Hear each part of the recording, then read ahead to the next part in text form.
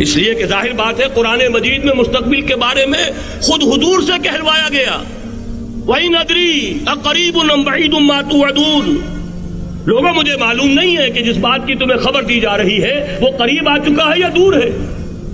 وَإِنْ أَدْرِي لَعَلَّهُ فِتْنَةٌ لَكُمْ وَمَتَاعٌ إِلَىٰ حِينٍ، اور میں نہیں جانتا، ہو سکتا ہے اللہ کچھ اور مہلت دے دے تمہیں اور کچھ اور آزمائش جو ہے اس کے لیے تمہارے لیے کوئی اور مہلت عطا فرما دے، ہو سکتا ہے۔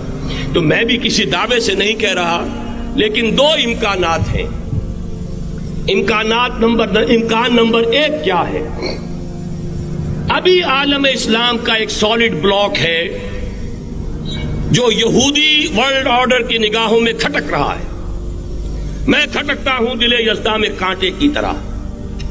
اگرچہ ان کی اسٹریٹجی کیا ہے؟ ایک ایک کر کے ان کے حصے بکھرے کر کے تیا پانچا کرو۔ ابھی وہ بلاک کون سا ہے؟ ایران ہے، افغانستان ہے، پاکستان ہے اور روسی ترکستان سے آزاد ہونے والی جو ریاستیں ہیں، یہ ایک سالڈ بلاک۔ یہ عجمی مسلمان عربی نہیں، عربی گئے، یہ نوٹ کر لیجئے، اس لیے کہ عربوں کو اللہ نے فضیلت دی تھی، محمد ان میں سے تھے صلی اللہ علیہ وسلم، یہ رتبہ بلند بلا جن کو مل گیا۔ لیکن ساتھ ہی اللہ نے دھمکی بھی دے دی تھی سورہ محمد میں، ان تتولوا یستبدل قوما غیرکم، اگر تم پیٹھ دکھا دو گے اس مشن کو جو ہم نے تمہارے حوالے کیا ہے، تمہیں ہٹائیں گے، کسی اور کو لے آئیں گے۔ اور یہ بات ہو چکی ہے 13ویں صدی عیسوی میں، 1258 میں جب سقوط بغداد ہوا ہے، عربوں کے ہاتھ سے عالم اسلام کی قیادت چھین لی گئی، معزول کر دیا۔ اس کے بعد قیادت کن کے ہاتھوں میں آئی؟ ترکوں کے ہاتھ میں۔ ترکان تیموری ہندوستان میں، ترکان صفوی ایران میں، ترکان سلجوقی مڈل ایسٹ میں، اور ترکان عثمانی کا تو کہنا ہی کیا ہے، وہ ایشیا مائنر سے چل کر آپ کو معلوم ہے کہ مشرقی یورپ کا کتنا بڑا علاقہ، دی گریٹ آٹومان امپائر اس صدی کے آغاز تک قائم تھی۔ اس صدی میں عجیب عجیب معجزے ہوئے ہیں۔ گریٹ آٹومان امپائر جو 3 بر اعظموں پر محیط، نام و نشان ختم۔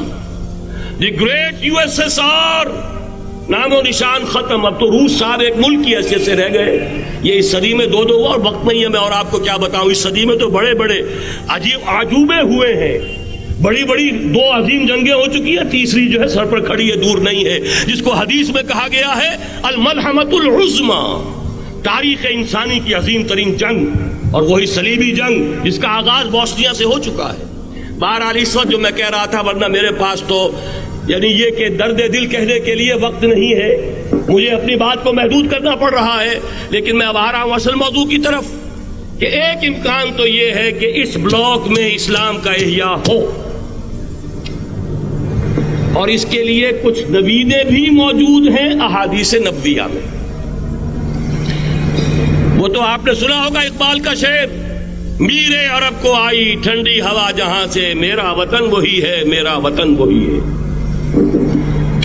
حدیث میں آتا ہے یخرج ناس من المشرق یؤتون للمہدی، یعنی سلطان ہی، مشرق سے فوجیں نکلیں گی کہ جو کہ مہدی کی حکومت قائم کریں گی، اور یہ ہوں گے حضرت فاطمہ کی نسل ہی سے رضی اللہ تعالی عنہا، لیکن عالم عرب کے اندر پھر ایک طاقت بن کر ابھریں گے، باطل کی قوتوں کے خلاف جہاد کریں گے، لیکن ان کو مدد آئے گی 2 طرف سے، ایک زمینی مدد آئے گی مشرق سے، ایک آسمانی مدد آئے گی، عیسیٰ ابن مریم کا نزول، حضرت مسیح علیہ الصلوۃ والسلام جو زندہ آسمان پر اٹھائے گئے تھے نازل ہوں گے، اور در حقیقت ان 2 مددوں کے نتیجے میں پھر یہود کا قلع قمع ہوگا، اور یہی گریٹر اسرائیل ان کا گریٹر گریو یارڈ بن کر رہے گا، عظیم تر قبرستان بن کر رہے گا۔ اس کی بڑی واضح حدیثیں موجود ہیں، اس کی بڑی تفصیلی خبریں موجود ہیں، یہ احادیث کی کتب کے اندر، بدقسمتی سے ہماری اس کی طرف توجہ نہیں۔ ایک تو یہ ہو سکتا ہے، اسی طریقے سے ایک اور حدیث ہے، یخرج من خراسان رایات سود، اور یہ مسلم شریف کی روایت ہے، نوٹ کیجئے گا، نہیں ترمذی شریف کی روایت ہے، یخرج من خراسان رایات سود لا يردها شيء حتى تنصب بإيلیا، اور خراسان حضور کے زمانے میں آج کے افغانستان کا نام تھا۔ جتنا خون یہاں پر خلوص کے ساتھ دیا گیا ہے، اس کی مقدار بھی کم نہیں ہے. یہاں سے خیر برآمد ہوگا. اور دوسری بات اپنے بارے میں نوٹ کر لیجئے، یہ پاکستان، بچا کھچا Pakistan, what remains of Pakistan, یہ اصل میں ہے کیا؟ مولانا بہت خوبصورت انداز میں فرما رہے تھے، یہ 313 نہیں تھے، اسلام تھا. اسی طرح نوٹ کیجئے، پاکستان نہیں ہے، 4 صدیوں کی تجدیدی مساعی کا حاصل ہے. آپ نے کبھی نوٹ کیا ختم نبوت کے بعد اب سب سے اونچا منصب کس کا ہے؟ مجددین. سنن ابی داؤد کی روایت، ان اللہ یبعث فی هذه الامہ علی راس کل 100 عام من یجدد لها دینها. اور نوٹ کیجئے، کوئی بات ہے 1000 برس تک سارے مجدد عالم عرب میں پیدا ہوئے. جیسے ہی دوسرا 1000 سال شروع ہوا، الف ثانی کا مجدد اعظم شیخ احمد سرہندی کہاں تھا؟ صنم خانہ ہند میں.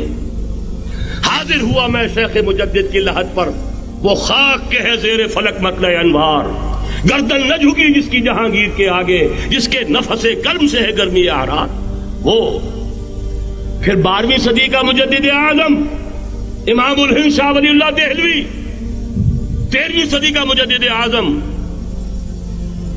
سید احمد بریلوی، اس کے خون کا امین اور اس کے ساتھ کے شہداء کے خون کا امین، ان کے جسموں کا امین آپ کا خطہ ہزارہ، آپ کا خطہ سوات، اس میں ان کی جانیں ہیں جو دی گئی ہیں.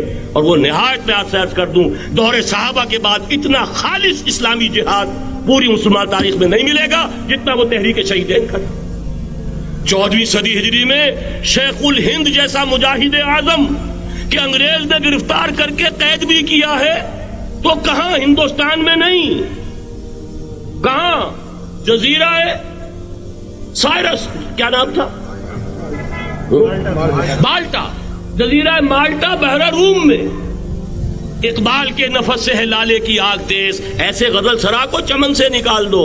کہیں ہندوستان کی کسی جیل میں ہوا تو شاید اس کے نفس کی گرمی ہی سے کوئی حرارت پیدا ہو جائے. اور اسی صدی میں 14ویں صدی ہجری میں اقبال جیسا مفکر، اسی 14ویں صدی ہجری میں مودودی جیسا مصنف، اسی 14ویں صدی ہجری میں مولانا الیاس جیسا مبلغ رحمہم اللہ، عظیم شخصیتیں. آج پورے عالم اسلام میں آپ کو تبلیغی دوست ملیں گے. یہ کہاں سے شروع ہوئی تحریک؟ دہلی کی ایک چھوٹی سی مسجد سے. وہ مسجد بنگلے والی اب تو بڑی عالیشان ہو گئی ہے، جب وہاں شروع ہوا تھا کام بڑی چھوٹی سی مسجد. یہ سارے کام یہاں کیوں ہوئے؟ پورا عالم اسلام آزاد ہوا، کہیں نعرہ اسلام کا نہیں لگا، کہیں عرب قومیت پر، کہیں کسی اور عصبیت پر تحریکیں چلی ہیں. صرف تحریک پاکستان تھی کہ پاکستان کا مطلب کیا؟ لا الہ الا اللہ. کوئی سبب ہے کہ یہاں قرارداد مقاصد پاس ہوئی، حاکمیت اللہ کی ہے کہ اکبر نام لیتا ہے خدا کا اس زمانے میں. یہ سارا ماضی سامنے رکھیے اور حضور کی دی ہوئی پیشین گوئیوں کا مستقبل سامنے رکھیے. ان دونوں سے ثابت ہوتا ہے اس خطہ ارضی سے کچھ ہونا ہے.